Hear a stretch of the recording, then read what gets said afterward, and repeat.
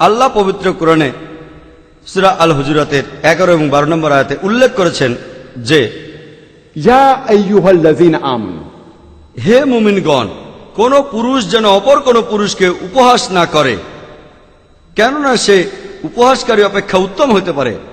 কোন নারী অপর কোন নারীকে যেন উপহাস না করে, কেননা সে উপহাসকারিণী অপেক্ষা উত্তম হতে পারে।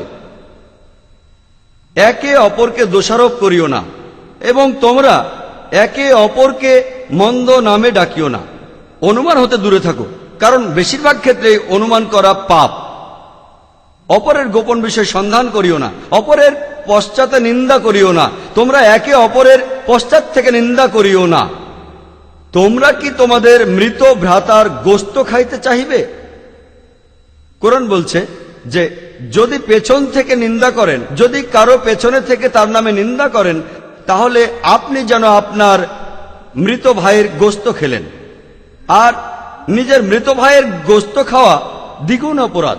মৃত কোনো কিছুর গোশত খাওয়া এমনিতে নিষিদ্ধ, আর মৃত ভাইয়ের গোশত খাওয়া হলো দ্বিগুণ অপরাধ। এমনকি নরখাদকরা যারা মানুষের গোশত খায়, তারাও তাদের মৃত ভাইয়ের গোশত খায় না।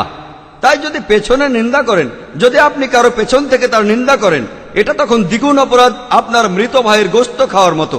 আর পবিত্র কোরআনে আল্লাহ সুবহানাহু ওয়া তাআলা বলেছেন, এগুলোকে তোমরা সবাই ঘৃণা করো, কেউ এগুলোকে পছন্দ করো না।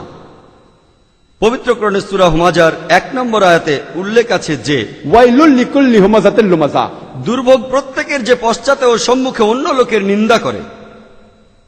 নৈতিক আচরণের এই সমস্ত নিয়মকানুনগুলি যেগুলো পবিত্র কোরআন ও সহিহ হাদিসে আছে, এগুলো সর্বজনীন ভ্রাতৃত্বকে লালন করে।